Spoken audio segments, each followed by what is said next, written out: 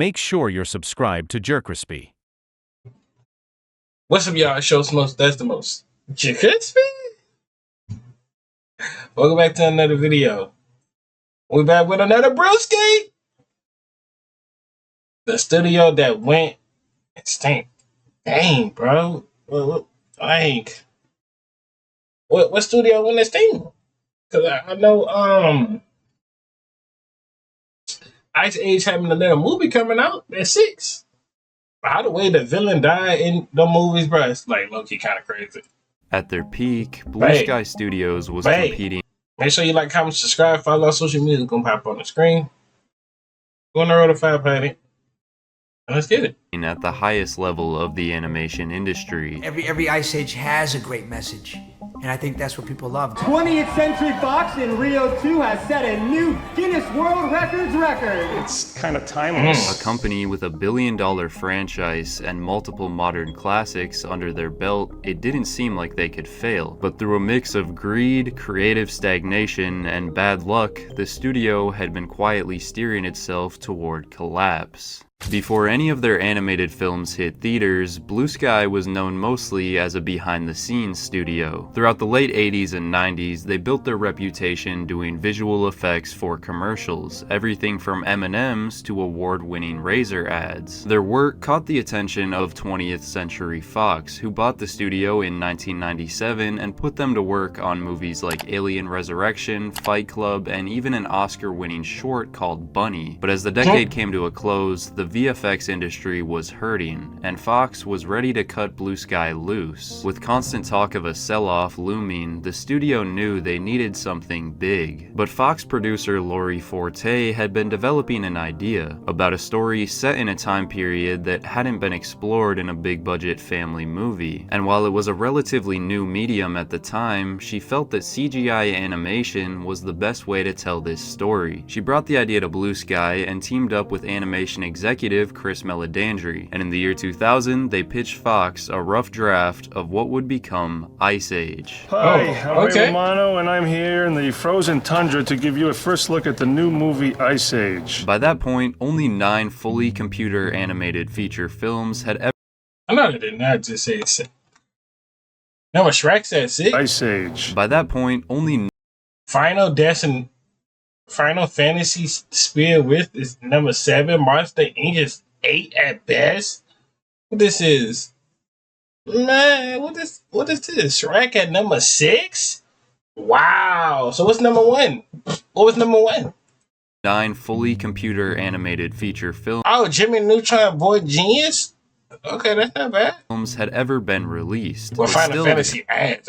That's a ass number. Competition was strong. Following titles like Toy Story, Shrek, and Monsters Inc. wasn't going to be an easy feat. And on top of that, the story revolved around extinct animals most people didn't even recognize. They wanted their characters to feel accurate, but not too menacing. Manny and Diego had to look intimidating, but still have softer sides. They were pretty accurate to their real-life counterparts, but Sid is where the studio took a lot of creative freedom. His design was based on a combination of the extinct giant ground sloth and the modern tree sloth, though he wasn't exactly either of those. I know back then a sloth used to be 10 times bigger than this. I hope y'all know that.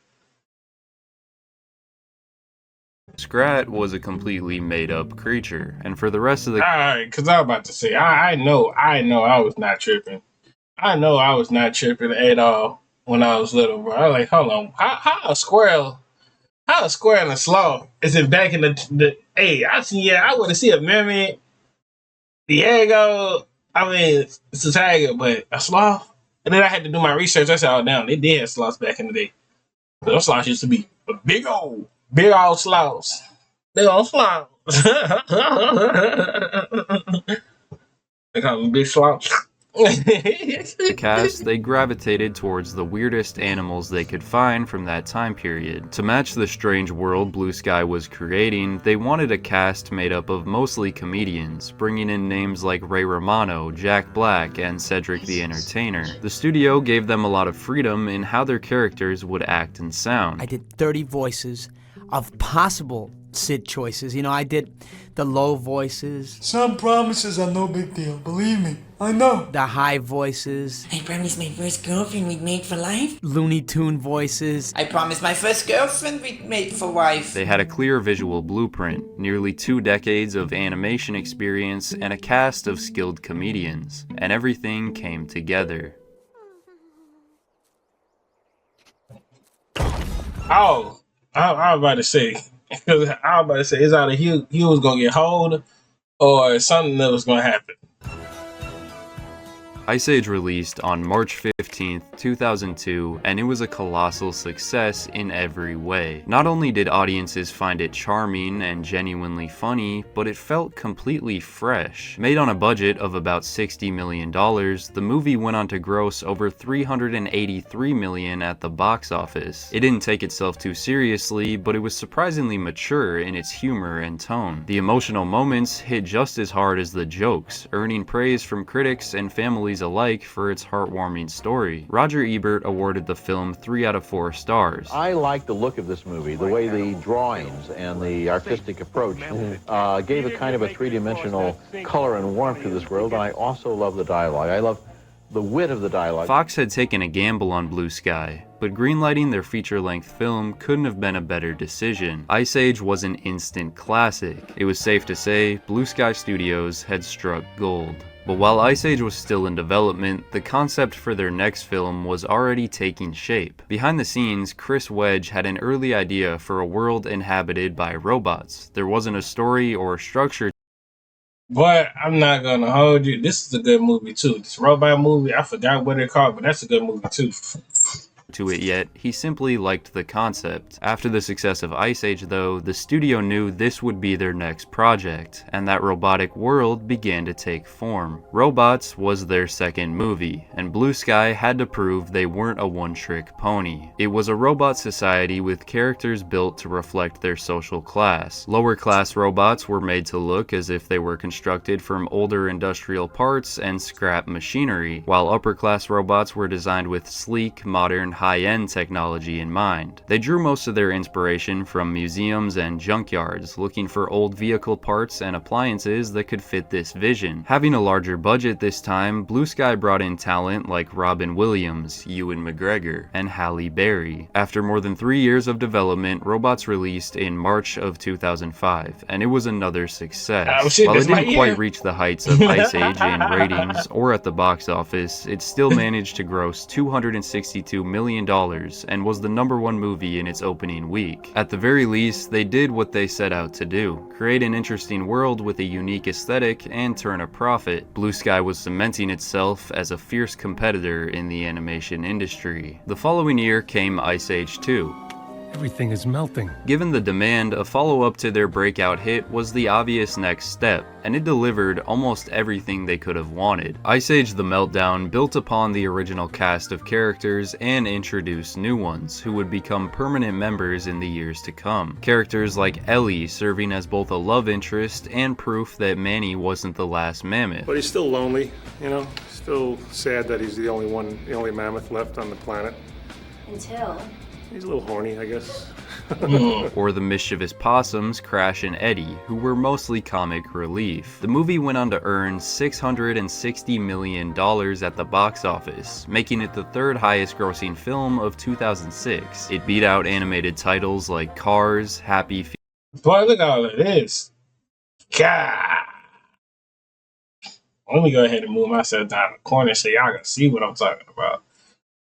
Real good, like I said, gotta be, I'm gonna let you win. Real good, like I said, gotta.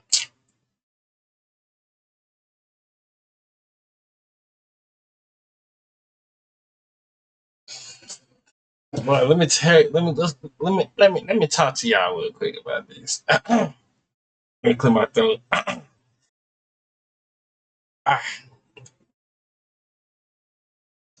We got Flesh right here in this light little corner. Flesh away. Open season. Another banger. This is the Bat and That Boy movie. A banger. Barnyard. A banger. What I won't back down. I said I won't back down. You could any up, but I won't back down. I don't know what about this movie. This movie, I don't even know. I never saw this. This is Honey House, I think. Cars 1, Overhedge. This is a good movie too, and that's the Ice Age. So yeah. Feet, Over the Hedge, and Open Season by a pretty large margin too. There was even go have your feet at the corner right there. A video game released alongside it. But while Ice Age 2 was a huge commercial hit, it wasn't received as well as the original. Critics felt it had a thinner, more formulaic plot, an over-reliance on crude jokes and pop culture references, and that many of the new characters had little to offer beyond being played for laughs. While some considered it an improvement, many felt it lacked much of the charm and cleverness that made the first movie so memorable. Where the first Ice Age had some charm and some cuteness to it, and even made you feel a little bit endeared to the characters, this film absolutely falls flat from the get-go. Beyond that, it shined a light on something for Blue Sky and 20th Century Fox. This made it clear that Ice Age wasn't just a one-off smash hit. It was a gold mine that could be milked for years. Sometime after The Meltdown left theaters, Chris Meledandri left the company. He had been the president of 20th Century Fox Animation and served as an executive producer for Blue Sky since Ice Age 1. But in 2007, he went on to found his own studio, Illumination, and began production for Despicable Me. He played an important role for Blue Sky early on, but the studio was ready to show that their success didn't depend on any one person. Over the next few years, they'd put out movies like Horton Hears a Who, which made almost $300 million and was reviewed very well. Up to this point, they had only worked on original material, but they brought this beloved story to life, casting Jim Carrey, Steve Carell, Carol Burnett, and other big names. To this day, it's often considered one of the best Dr. Seuss adaptations among critics and fans. Then came Ice Age 3, Dawn of the Dinosaurs. Nobody move a muscle. I want somebody about to move.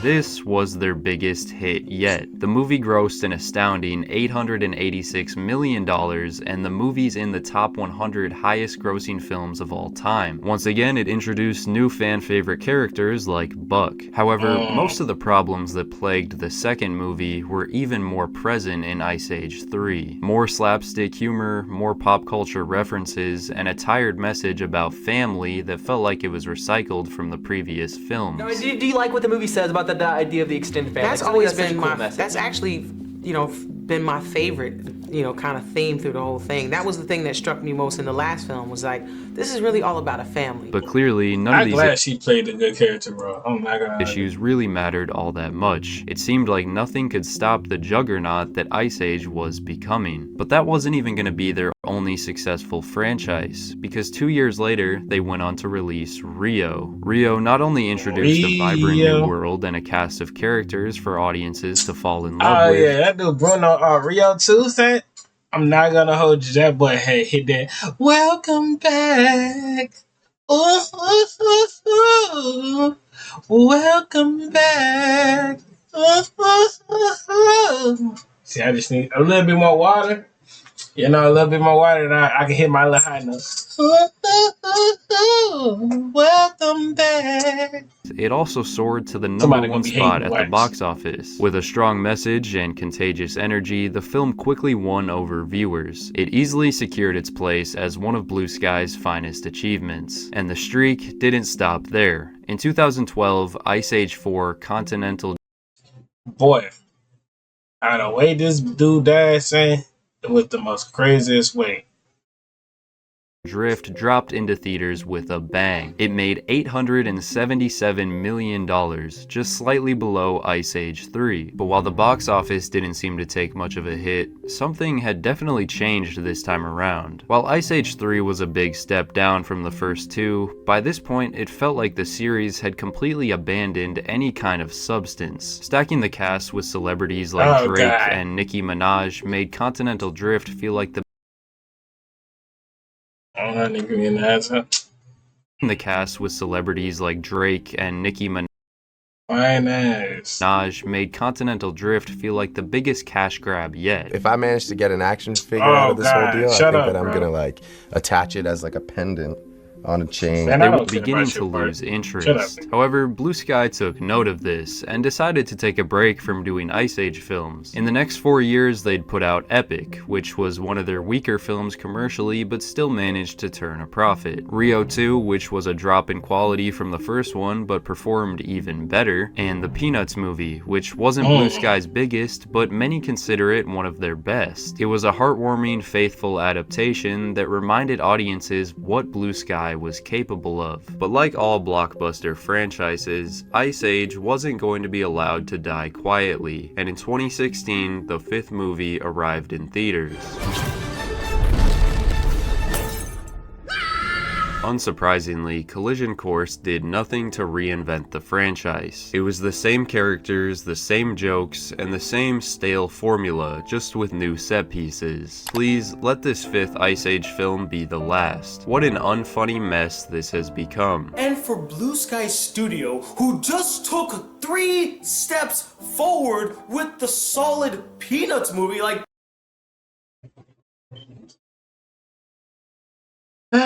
Can we y'all please just stop hating on a movie and y'all like sit there and watch it like at least 3 to 4 times. At least watch it 3 to 4 times. Just don't watch it one time and let's actually get a good opinion to this movie, because this movie actually was a nice, decent movie if you ever got the plot of it, my niggas.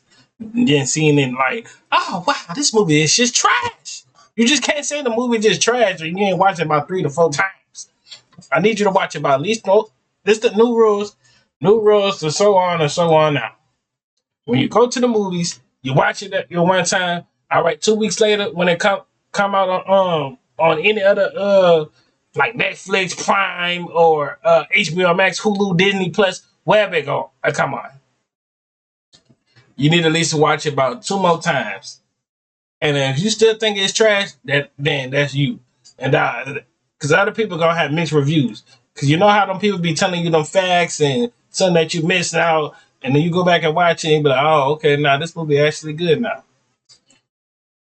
that movie was really good, and I had hope for their future to take 5,000 steps back. With how big the series was, of course, people still went to see it, but considering it earned less than half of what the previous film did, it was clear that audiences had grown tired of the franchise. Not even the actors sounded excited while promoting it. So it's very exciting to be able to get into his furry skin again. The best thing about Blue Sky is we're making funny movies. This would be the last Ice Age movie from Blue Sky. The studio was slowly dwindling. After Ice Age 5, they put out Ferdinand, another adaptation of a classic story that received passable reviews and made a solid profit at the box office. On paper, if Blue Sky kept doing the bare minimum and making their money back with each film, they potentially could have kept going. They were on a hot streak for nearly a decade before things began to slow down, and maybe they could have found their way back to what made their film stand out in the first place. But in March of 2019, things took a turn for the worse. Disney acquired 20th Century Fox, effectively bringing Blue Sky Studios under its control. Few companies had the power to challenge Disney, and considering Blue Sky wasn't even the parent company, there wasn't much they could do. They officially became a unit of Walt Disney Studios. By this point, Blue Sky was already deep into production on a film starring Will Smith and Tom Holland, slated for release later that year. It ultimately arrived after the Disney acquisition. Spies in Disguise became both a new beginning and an unexpected end for Blue Sky. On one hand, the movie ended up being one of their highest rated films to date. Many praised it for having great humor and a genuinely heartfelt message. It was some of their best work since their very first title in 2002. But on the other hand, it was unfortunately their worst box office performance yet, earning $171 million. Dang, Under babe. Fox, it might have been a minor setback, but with Disney, which measures everything in dollars, the timing couldn't have been worse. Spies in Disguise would be the first and last Blue Sky movie under Disney. On February 9th, 2021, Disney announced that it was shutting down Blue Sky Studios in April of that year. According to the company, in light of the COVID-19 pandemic's continued economic impact on all of its businesses, it was no longer sustainable for them to run a third animation studio. Blue Sky had been working on another adaptation under Disney, but that was cancelled as a result. By June 2021, Blue Sky co-founder, director of the first Ice Age, and the voice of Scrat, Chris Wedge, posted an official farewell letter. For the past 34 years, we, like our single-minded character Scrat, have reached for something that at times seemed unattainable. Yet time after time, we've managed to get our arms... So what is Ice Age 6 going to be? For who is under Ice Age 6 then? Who is under it then?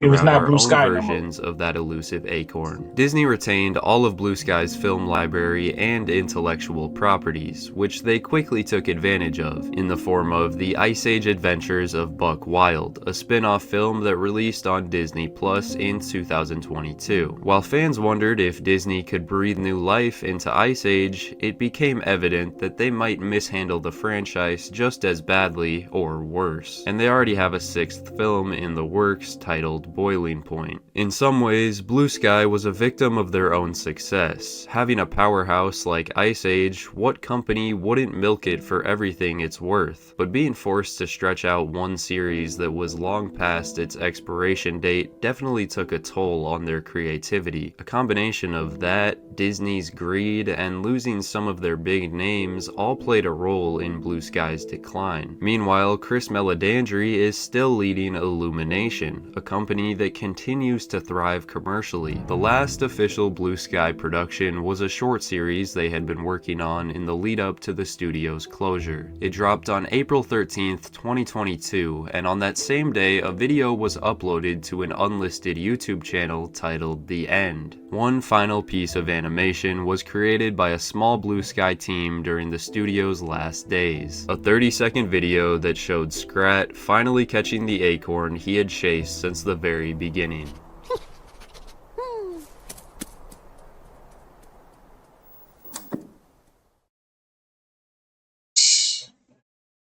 That's crazy, bro. Damn, bro. Wish Blue Sky would have never went down, bro. That's crazy, bro. But I hope y'all enjoyed this video. Make sure to like, comment, subscribe, follow our social media, pop on the screen. We're on the road to 500, and I'm out, man. Damn, that hurt my soul right there, man. I'm about to go watch some Ice Age.